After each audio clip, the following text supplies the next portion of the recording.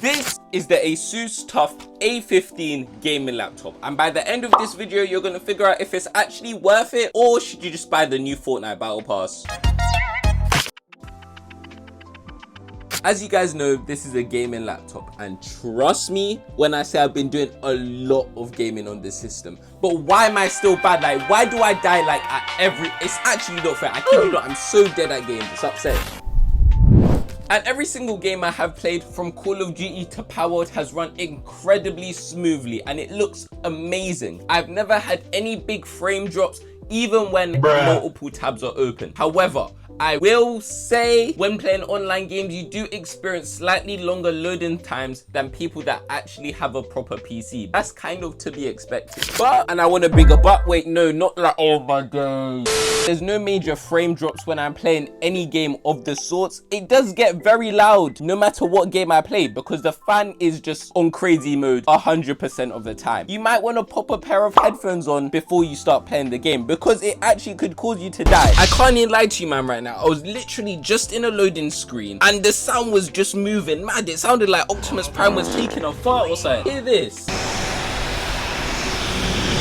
And in regards to the inbuilt microphone, it's actually usable. However, it does have a tendency to pick up the fan sounds, which can get quite annoying. So you could either fix it in settings, or you could literally just buy a microphone because you don't want your e-kittens to hear fan noises.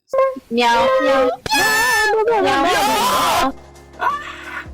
Bro, why is my hand so sticky while gaming, bruv? Whee!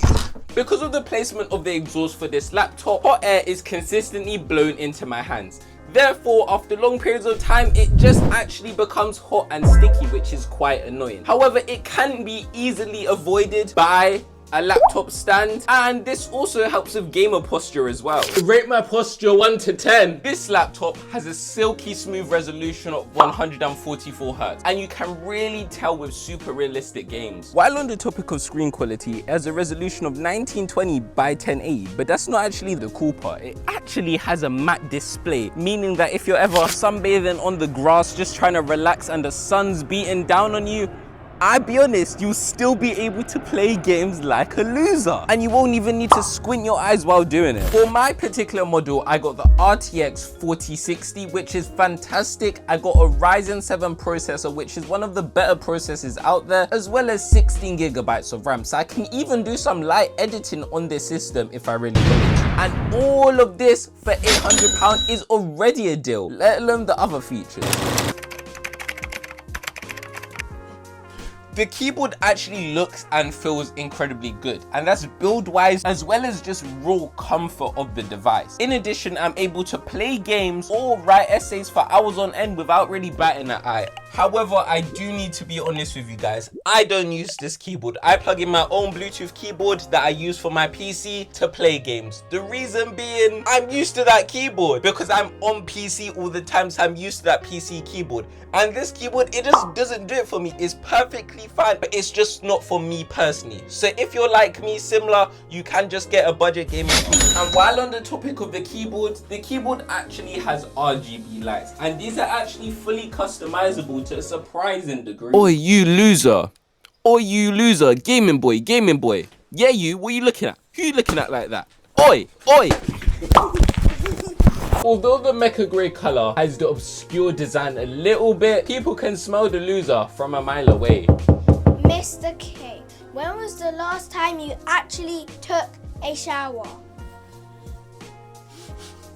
In all fairness, the majority of gaming laptops are pretty butters, so this is definitely one of the more tame ones. Unfortunately, I've actually experienced black screen with this laptop. And this is when the fans are on, it's all powered on, but there's actually no screen display. And this happened for only under 5 minutes, but I was in absolute panic. Luckily, I fixed it using these keys. However, it's still something that you really and truly don't want to experience, especially at this price range. I know most of you don't plan to leave the house once you get this laptop, since you can't leave the e-kittens alone.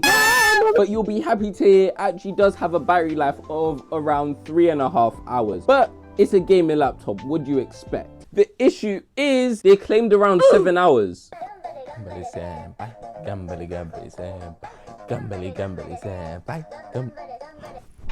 While chilling and relaxing, you expect a good sounding speaker, but this is where it goes downhill a bit. The speakers are alright, I guess, but they're nothing to write home about. They're speakers that get you through the day, but they're nothing you're gonna say, oh my gosh, wow to. Something which left me a little bit disappointed, That's what she said.